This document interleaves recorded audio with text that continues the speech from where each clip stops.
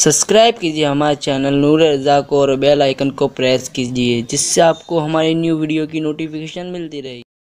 तो औलिया अल्लाह की करामतें, उनकी निगाहें, उनकी ताकत, उनकी कुव्वत अल्लाह ने कुरान में बयान फरमाई। खुद बुखारी शरीफ उठा करके देखें तो जनाबे जुरैज जो बनी इसराइल के औलिया में से एक वली थे, उन्होंने चंद दिन के बच्चे की कोख में उंगली रखी तो उससे आपने कलाम करवाया और उसने बात की और इस करामत का जिक्र मुस्तफा जान रहमत ने फरमाया, अल्लाह के रसूल ने।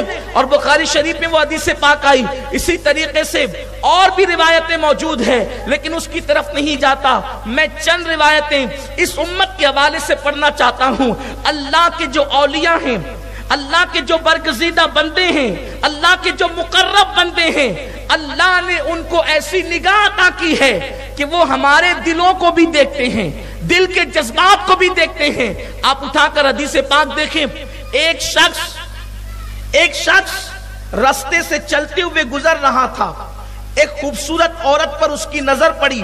उसने उस औरत को गंदी नजर से देखा और देखने के बाद सैयदना उस्मान गनी की बारगाह में आया।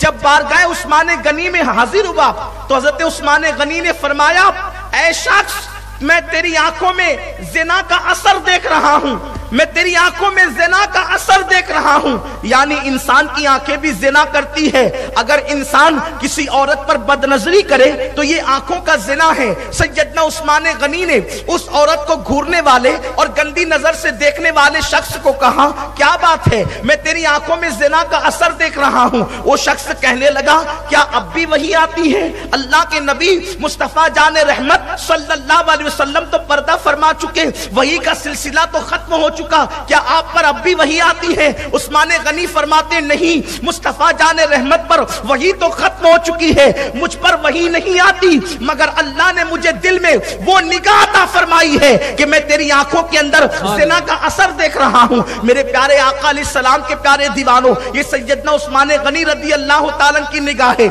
इसी तरीके से इशारा देना चाहता हूं, सैयदना फारूक आजम अपने मिंबर पर खड़े होकर जुमा के दिन अल्लाह अकबर नहावन के अंदर जो जंग हो रही है वहां का मंजर देख करके रहनुमाई फरमा रहे हैं। इसी तरीके से और भी बहुत सारी करामतों का तस्करा किया जा सकता है। और एक बात तो फिर मेरे मौला की है, सैयदना मखदूम अशरफ जहांगीर सिमनानी का तस्करा करने से पहले उनके दादा का जिक्र भी कर लिया जाए। मौला अली की निगाह क्या थी, अली ये मुर्तजा की निगाह क्या थी। एक मर्तबा सुबह का वक्त है, सुबह के वक्त में मेरे मौला ने अपने गुलाम को बुलाया और गुलाम को बुलाने के बाद फरमाते हैं, जाओ और जा करके देखो फला मोहल्ले के अंदर मियां बीवी आपस में झगड़ा कर रहे हैं, उनको मेरे पास लेकर के आओ। आप तवज्जो फरमाएं, अली अपने घर में बैठे हुए हैं, अली अपने घर में बैठे हुए हैं। किसके घर में क्या चल रहा है अली को पता है। और उसके बाद कोई अली के पास आता नहीं है, मेरे मौला के पास आता नहीं है। अली गुलाम को खुद भेजते हैं,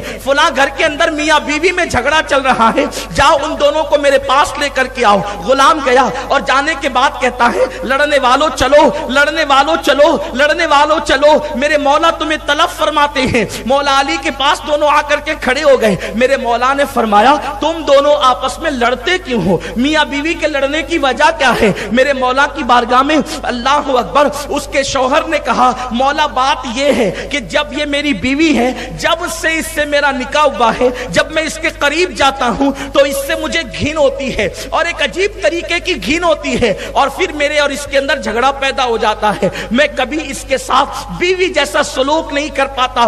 बस शादी हुई जब से यही तमाशा है, जब शादी हुई जब से यही मामला है। मेरे मौला ने फरमाया, अभी तेरा मसला हल कर देता हूं। मौला ने फरमाया उसकी बीवी से कि देख, मैं तुझसे जो कहूं सच कहना, मैं तुझसे जो कहूं सच कहना। उसके बाद उसकी बीवी से फरमाया, बता, तूने किसी शख्स के साथ क्या ज़िना नहीं किया था, ज़िना नहीं करवाया था? अब चूंकि अली की बारगाह थी, उसको पता था कि जो अली अपने घर में बैठकर मेरे घर का झगड़ा जानता हो, फिर वो ये सब मामलात न जानेगा। अली लोगों को इसलिए हजम नहीं होता कि अली लोगों के घर की भी जानता है, अली लोगों के नसब की भी जानता है। क्या बात है बाबा, सुभान अल्लाह।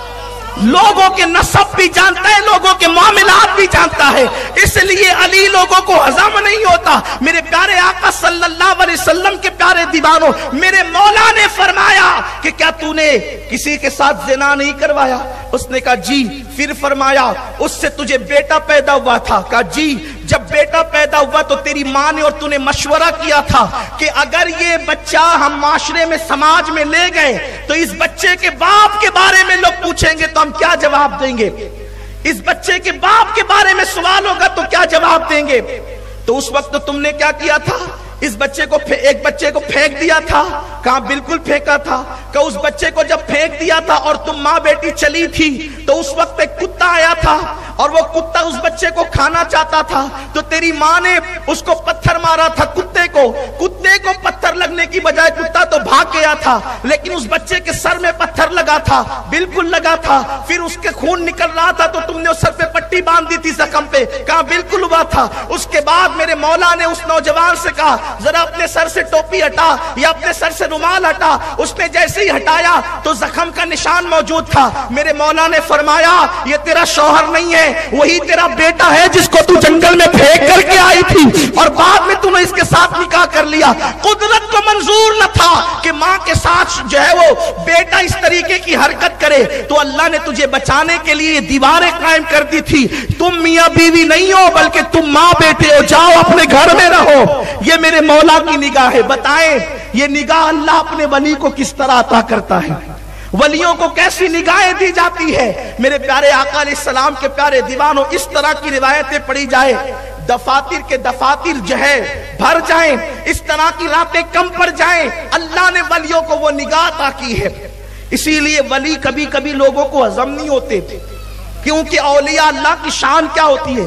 ارے جب چونٹی 3 میل کے فاصلے سے دیکھ لیتی ہے، قرآن کہتا ہے، تو ولی اپنی قبر میں رہ کر کے دنیا کو نہیں دیکھ سکتا، بالکل دیکھ سکتا ہے. یہ اولیاء کی شان ہے. میرے آقا غوث الاعظم دستگیر کہتے ہیں نظر تو الہ بلاد اللہ جمع کخردلتین علی حکم اتصالی، کہ میں اللہ کے شہروں کو ایسے دیکھتا ہوں جیسے تم ہتھیلی پر رائی کا دانہ دیکھتے ہو. یہ ہمارے اولیاء کرام ہیں جن کو خدا ایسے دکھاتا ہے. اور بات تو خدا کے دکھانے کی ہے. یار اگر عقاب کو خدا زمین دکھائے، عقاب کو خدا پرندے کو زمین دکھائے تو لوگوں کو اعتراض نہیں ہے. ولی کو کائنات دکھا دے تو ہم معترض کیوں ہو جاتے ہیں؟ ہمیں کبھی اعتراض نہیں کرنا چاہیے. اور یہ اللہ والے بڑی شان رکھتے ہیں. ان کی کرامتیں بھی ثابت، ان کی ولایتیں بھی ثابت، ان کی عظمتیں بھی ثابت، قبر کے اندر ان کے جسم بھی ثابت، ان کے اختیارات بھی ثابت. حضور سیدنا مخدوم اشرف جہانگیر سمنانی سے کسی نے پوچھا کہ ایک روایت یہ بیان کی گئی ہے کہ بعض اولیاء ایسے ہیں جو اپنی قبر سے تصرف کرتے ہیں. ان میں سے شیخ عبد القادر جیلانی غوث الاعظم ہیں اور ان کے علاوہ دیگر اور اولیاء کے نام لیے گئے. آپ کیا کہتے ہیں؟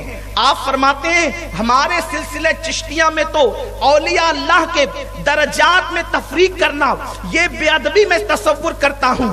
البتہ ہمارے سلسلے میں اور کچھ اولیاء ہیں جو قبروں کے اندر رہ کر کے آج بھی تصرف کرتے ہیں. اس میں سے فرماتے ہیں ایک تو میرے پیر و مرشد حضرت سیدنا علاؤلک پنڈوی رحمت اللہ تعالیٰ علیہ، اور دوسرے حضرت سیدنا محبوب الہی رحمت اللہ تعالیٰ علیہ، اور حضرت سراج اخی رحمت اللہ تعالیٰ علیہ آئینہ ہند، اور ایک حضرت محبوب الہی رحمت اللہ تعالیٰ علیہ، اور ایک حضرت قطب الدین بختیار کاکی رحمت اللہ تعالیٰ علیہ، اور ایک سلطان الہند سرکار غریب نواز رضی اللہ تعالیٰ. یہ اولیاء آج بھی اپنی قبور سے تصرف کرتے ہیں.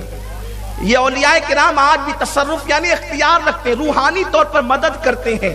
اگر یہ بات آپ کو سمجھ میں نہیں آتی تو اس کو قرآن سے مزین کر دی جائے.